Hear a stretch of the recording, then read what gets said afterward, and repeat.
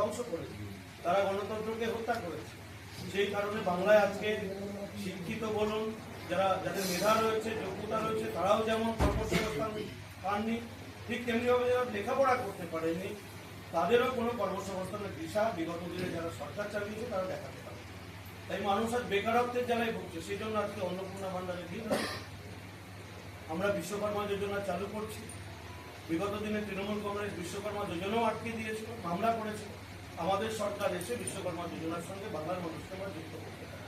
এই বিশ্বকর্মা যোজনা চালু হলে বাংলার অসংখ্য বেকার ভাই বোনদের কর্মসংস্থান হবে।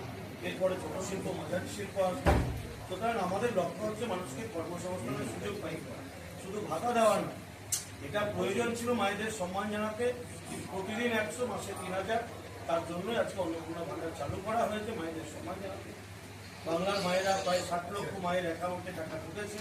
আগামী দিনে আরো অনেক মায়ের অ্যাকাউন্টে টাকা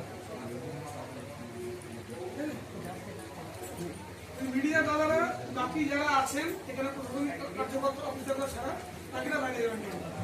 আমরা রিকোয়েস্ট করছি প্রশাসনিক আধিকারিক ছাড়া বাকি মিডিয়ার বন্ধু পার্টির যারা তারা বাইরে যাবেন। ওনারা ডিস্ট্রিক্ট প্রেসিডেন্ট থাকবেন, বাকিরা বাইরে যাবেন।